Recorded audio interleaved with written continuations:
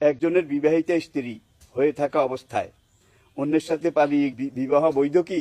একজনের বিবাহিত স্ত্রী, এখন যেই গৃহস্থের স্ত্রী তো তার অধীনে এবং তার বিবাহ বন্ধনে আবদ্ধ, এই অবস্থায় অন্যের সাথে পালিয়ে গিয়ে বিবাহ বসার প্রশ্নই উঠতে পারে না।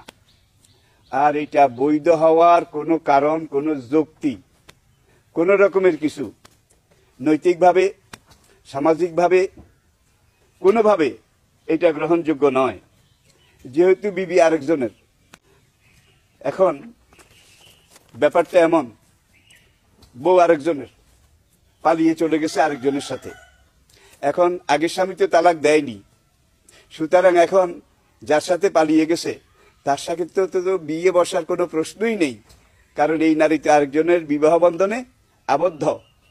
গৃহস্থের গরু চোরে দড়ি পাকায়, গ্রাম বাংলার একটা কথা আছে, শুনতে একটু বিটকে শোনালেও এটা 100% সত্য, এ ব্যাপারে কোনো সন্দেহ নেই। এইভাবে আজকাল অনেক ঘটনা অহরহ ঘটছে।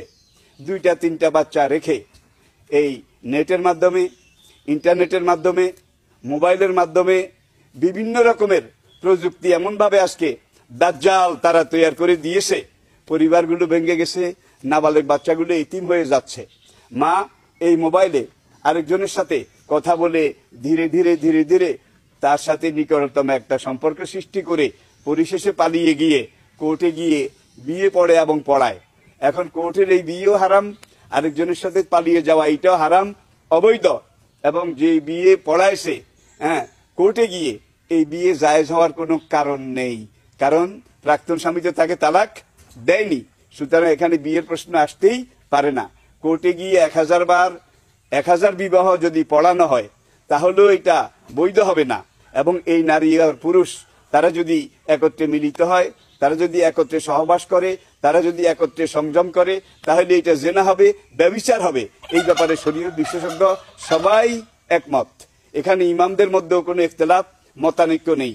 এবং এই ঘরে যত সন্তান হবে সবগুলো ওয়ালিদুজ জেনা, যেটাকে বলা হয় জারজ সন্তান হবে। এবং এই জারজ সন্তানরা বড় হয়ে যখন আবার বিবাহ করবে, সংসার করবে, দাম্পত্য জীবনে যাবে, তাদের ঘরে যেগুলো হবে এগুলো জারজের ছেলে জারজ, ওয়ালিদুজ জেনা, ইবনে ওয়ালিদুজ জেনা, এইভাবে জারজে দেশটা ভরে যাওয়ার মতো একটা প্রক্রিয়া আজকে আধুনিক বিশ্ব প্রযুক্তি আমাদের সামনে এনে দিয়েছে। আসলে এগুলো সবই দাজ্জালের হাতিয়ার, এই ব্যাপারে কোনো সন্দেহ নাই। আজকের আধুনিক প্রযুক্তি আমাদেরকে যা দিয়েছে তার চাইতে 1000 লক্ষ গুণ আমাদের থেকে কেড়ে নিয়ে গেছে। এটাও আমাদেরকে স্বীকার করতে কোনো রকমের দ্বিধা সংকোচ এটা নেই এবং থাকা উচিত নয়।